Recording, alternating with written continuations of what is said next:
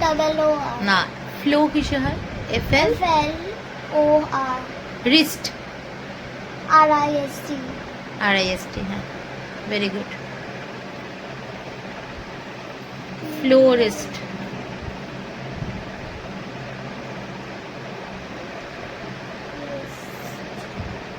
Sales. আমার আগের ভিডিওটাতে তোমরা দেখেছো যে মা একটা অসাধারণ জিনিস, খুব সুন্দর দেখতে, রান্নাঘরের জন্য আমার গিফট করেছে। ব্যাস ওটা দেখেই আমি বসে বসে আরও দুটো জিনিস অর্ডার দিয়ে দিলাম, যে একবারে আসার পর রান্নাঘরটাকে একটু অর্গানাইজ করব। আর এই হচ্ছে সেই দুটো স্ট্যান্ড। স্ট্যান্ড তো চলে এসেছে, কিন্তু জানো তো আমার সব সময় মনে হয় যে গতানুগতিক পড়াশুনো, বই খাতা এর বাইরে বাচ্চাদের প্রচুর লাইফ স্কিল শেখা উচিত। আর লাইফ স্কিল শেখার জন্যে দামি দামি জিনিস, দামি দামি জায়গা থেকে কেনা, এগুলো কিচ্ছু লাগে না। বাড়ির আশেপাশে প্রচুর এমন জিনিস আছে যেগুলো ওদের এখন শেখালে ওদের ভবিষ্যতে কাজে লাগবে। তেমনই একটা জিনিস হলো এইটা।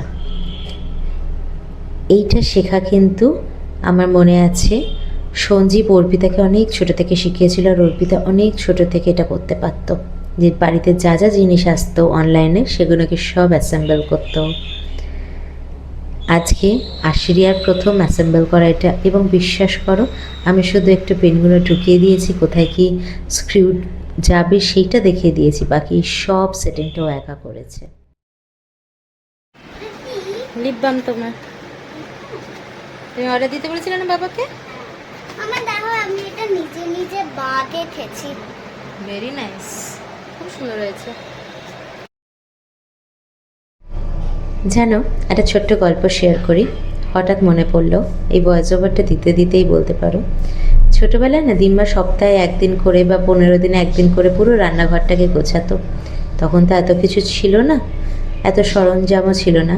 পুরনো খবরের কাগজ তাকে পেতে, ডালডা, হরলিক্সের বটল এগুলোকে ধুয়ে মেজে তাতে চাল মশলা রেখে সাজাতো, লেবেলিংগুলো খুলে দিত, দিয়ে সাজাতো।